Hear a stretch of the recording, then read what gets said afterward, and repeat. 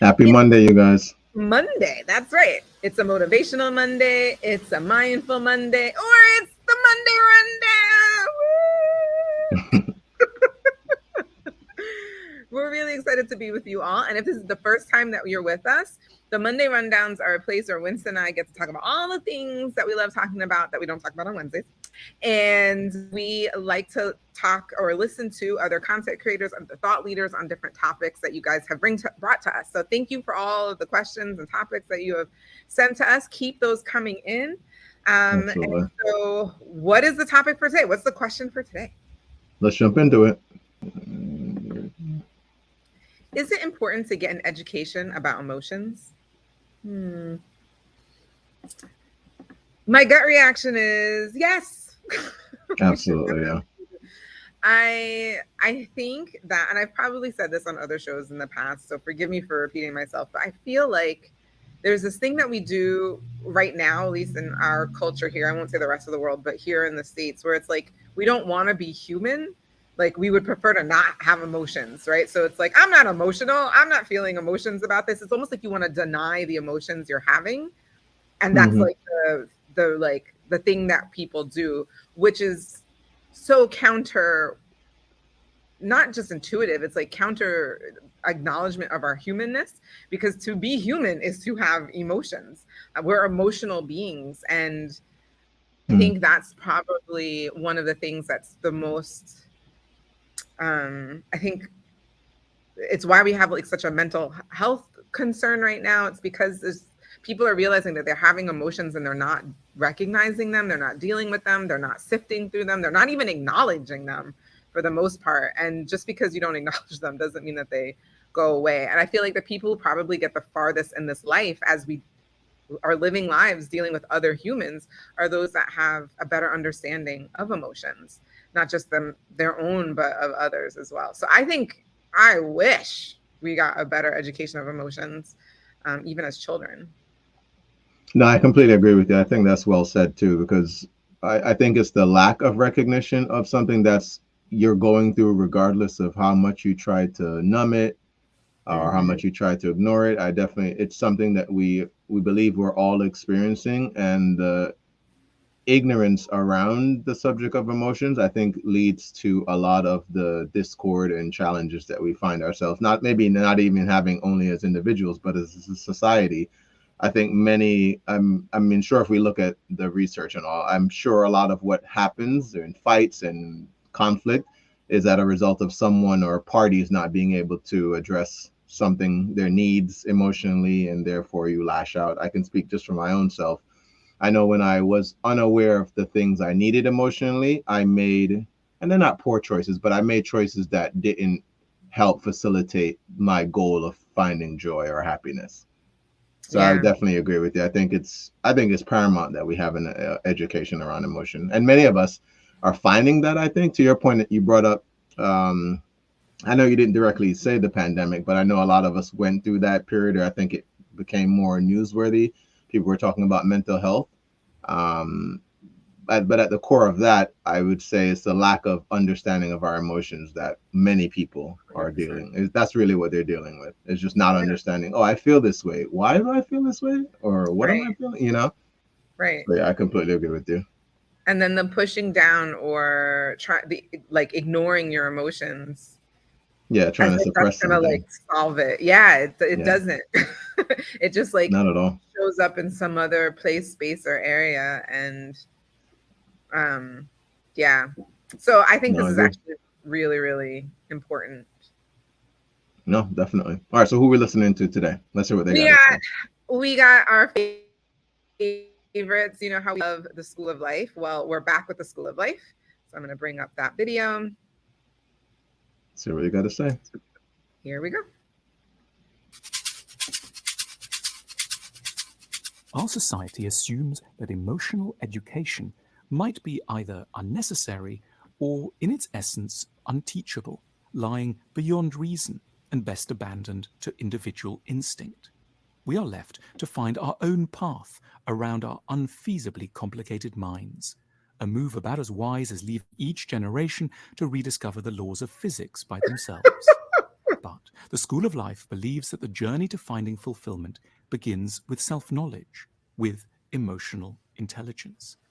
The emotionally intelligent person is able to introspect and communicate, to read the moods of others, to relate with patience, charity, and imagination to those around them. The emotionally intelligent person knows how to hope and be grateful while remaining steadfast before the essentially tragic structure of existence. The emotionally intelligent person is committed to fathoming their inadequacies. There can, wisely, be no solutions that remove problems altogether. What we can aim for, at best, is consolation. To believe in consolation means giving up on cures. It means accepting that life is a hospice rather than a hospital, but one we'd like to render as comfortable, as interesting, and as kind as possible. The School of Life dares to believe that we might learn in good time and systematically what we might otherwise acquire only through many decades of stumbling. The School of Life teaches us how we can live a little better through a deeper understanding of the self, others, our relationships, our work, and our culture. If, as a society, we have collectively left to chance some of what it's most important to know, if we have denied ourselves the opportunity to systematically transmit wisdom, then the School of Life is a modest attempt to try to spare us a bit of time. Once again, Short and sweet. not only short and sweet, but like super spot on. Yeah, seriously. Right? A couple of things. The first thing that made me laugh, where it was like, we're out here just telling each other we need to figure out our emotions and inner thought and inner feelings, like as if that's the same thing as telling someone to like go learn quantum physics on your own, like figure that out on your own. And we would be like, immediately, if someone told you go figure out quantum physics on your own without any help, you'd be like, wait, what? And like for me, I'm like, that analogy makes a lot of sense to me, because that is how I feel without someone helping with like your emotions or helping our emotions.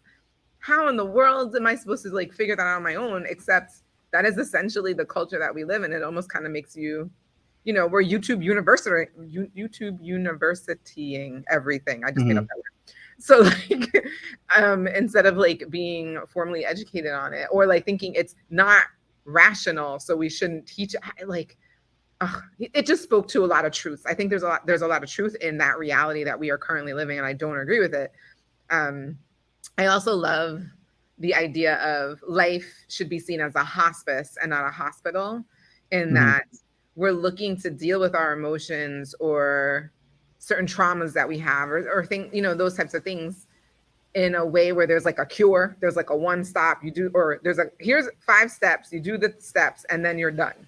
But that's not really it, right? So like a hospice is a place where you sift through the emotions, you sit in the emotions, and you take care of someone while they're going through something that's really sad or could possibly be distressing, right? And I feel like that is another great analogy for what like understanding our emotions. It's like there's not like a cure, it's we have them, and so you're just sitting and understanding them and supporting each other through them. I love that analogy. Yeah, I agree. I think because I think what he said was about gravity, and what I took from that Learning the laws of gravity. was, yeah. Well, and the reason I say that is because it's something that, and it's funny, Abraham mentions this. He was like, it's not, you don't have to teach a child gravity in the sense of having a formal class, because the minute they step off of something and fall, gravity is just there. So it's something that, to the point we made earlier about emotions, it's something we're all experiencing.